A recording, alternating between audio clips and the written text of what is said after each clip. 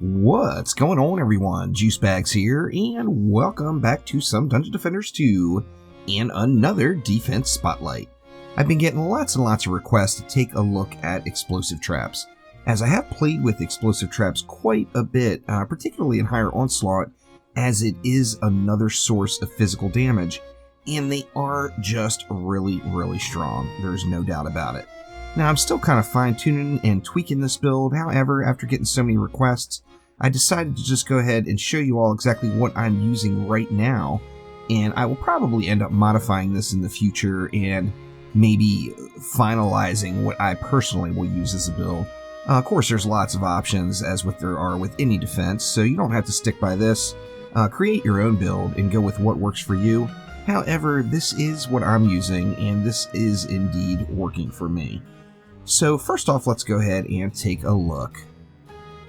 I'm using defense range, defense rate, and proactive traps. Now, proactive traps is one of those ones where you really have to wait it out before you get the benefit of it. However, by the end of the map and by the tougher waves, the traps are generally ranked all the way up to full, as high as they're going to get for proactive traps, and I'm seeing a nice increase in DPS out of them. Would it be best in slot versus like an anti-mod? Probably not. However, it is giving me more overall all-around DPS, and I like it, so I'm using it. Now, I'm not going with deadly strikes on this build, so in turn, I'm going with a defense range servo. This does give me pretty nice range. It's not at the cap. One thing to be said about explosive traps is it just has a terrible range scaler. So throwing more and more range out of it, you're not necessarily getting as much of a benefit as you would hope. And then defense rate, 100% because I do not have a gilded defense rate shard for it. If I had a gilded defense rate shard to throw into these explosives, I would get rid of that defense rate servo and probably go with like an anti-melee. I think anti-melee would be a good choice for this one, and there's just a lot of reasons to use explosive traps right now. Now, as I mentioned, they are physical damage, so of course how you tell? Any of your defenses, if you're getting white numbers off the target dummy, the red numbers of course are crits. Anytime you're getting white numbers on the target dummy or on the enemies, that is a physical defense. And in Onslaught, of course, we've got lots of reasons to use physical defenses on particular lanes, and not a whole lot of physical defenses to choose from. Now, as I mentioned, those are the three mods I'm using. As shards, I'm going with Fire for Effect, Destruction, and defense rate. Now, obviously, if you had gilded versions of these shards, it's going to be even better. However, this is what I've been using and having great success. Now, the challenge, of course, with any lane really is to be able to come up with a productive build for 180 DU or less. And let me show you exactly what I've been doing. So for 180 DU, I've been stacking up 4 explosive traps with a lightning strike aura in the middle. Now, the lightning strike aura is, of course, giving me that nice single target damage. However, it's also got destructive pylon on it, so I'm buffing all of my traps here. Now, those 5 particular defenses put down is only 100 DU, as you see, and one of the things about explosive traps is they do have a small range. In addition to that, the further away an enemy is from the center of the trap, the least amount of damage they're going to take. So an enemy that's, say, right here is going to take less damage from that trap than an enemy that's, say, right here. So the further away, the least amount of damage they can take. So one thing you really want to do is you want to keep enemies on top of your explosive traps. If you can keep them there, they're going to fire off and they're going to wreck everything there.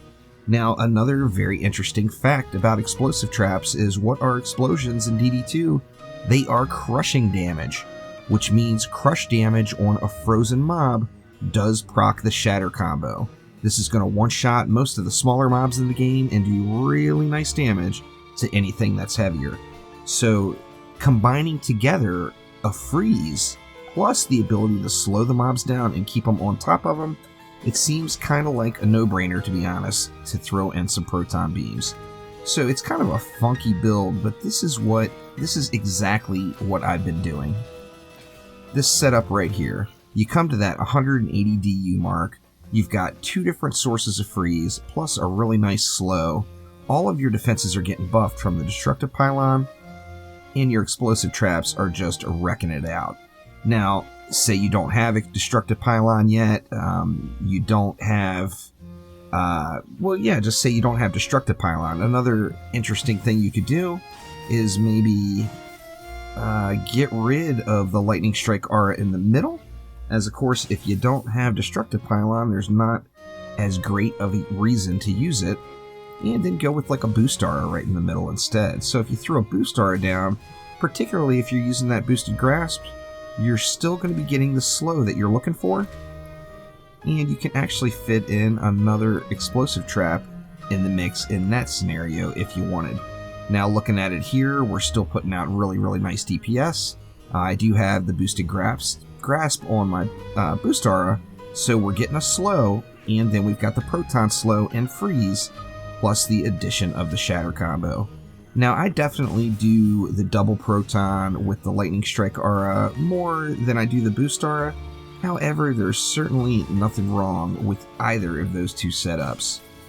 Now, when we take a look at proactive traps in action, let's head on over here to the dummy and let it get ramped up.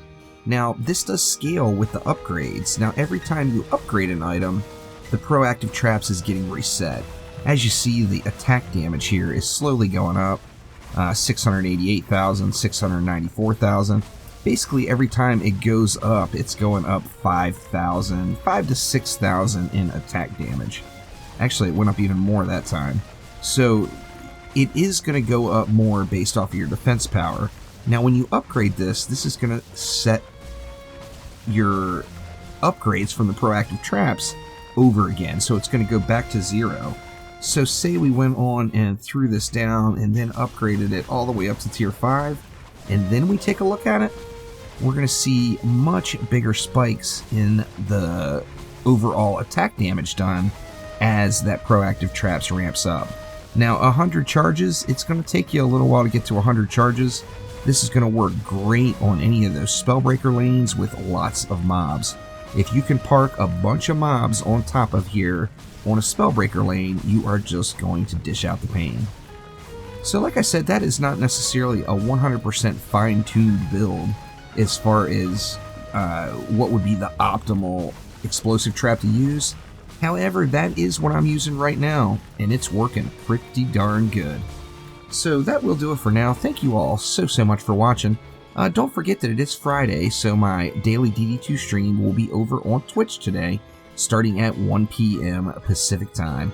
Now, in addition to that, we do have one more juicy flare going out today over on Twitch, so make sure you swing on by and get entered to win the official juiced flare.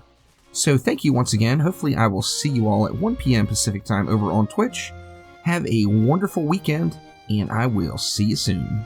Take it easy.